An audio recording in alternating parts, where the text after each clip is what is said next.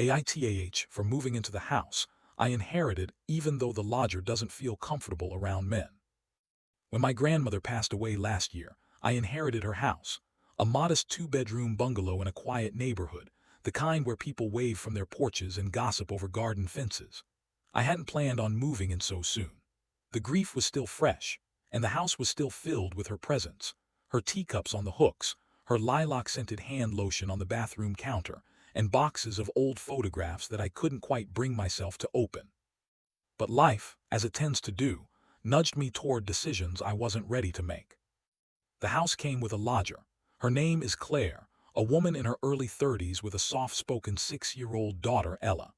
Claire had been living in one of the bedrooms for the past year, an arrangement she'd made with my grandmother shortly after a rough breakup. Her rent was practically symbolic, $150 a month, just enough to cover utilities. In exchange, she helped with yard work and errands. My grandmother always had a soft spot for strays, as she lovingly called them, and Claire fit the bill. Someone a little broken, a little lost, just trying to hold it together for her child. I didn't know any of this when I first unlocked the front door.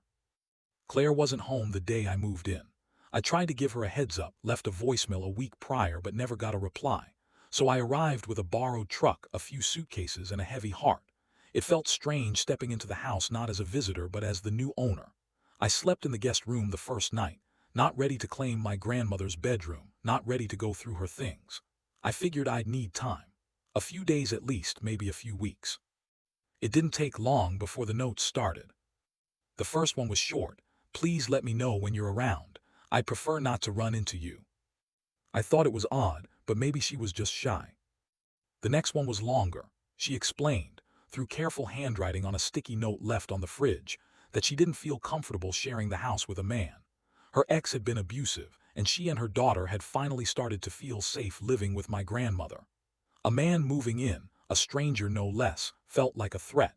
Not because I'd done anything, but simply because of what I represented.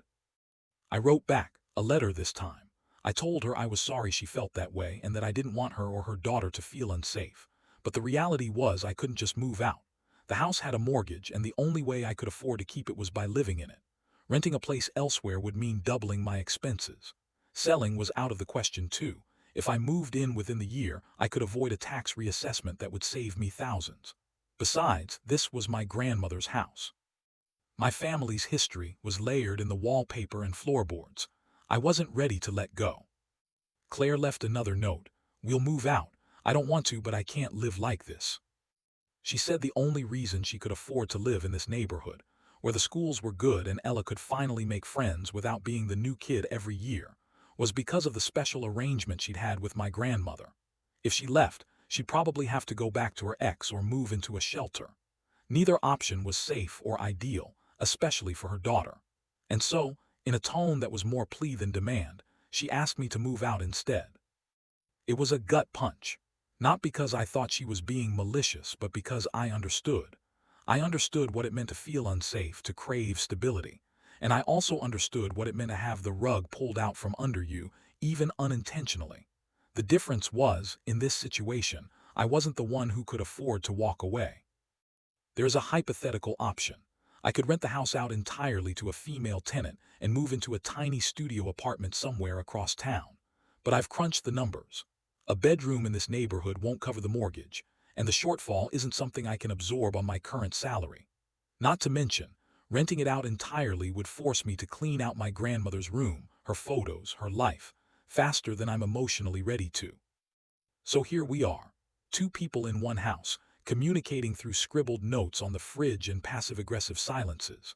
A man grieving the loss of a beloved grandmother, trying to make a home out of a memory. A woman trying to protect her daughter from the echoes of a violent past, terrified of losing the fragile piece she's carved out. I don't think either of us is the villain here, and I don't think either of us is wholly right or wrong. It's just one of those painful, messy situations where needs and fears overlap in a way that makes compromise feel impossible. But if I'm being honest, no, I don't think I'm the asshole for moving into the house I inherited.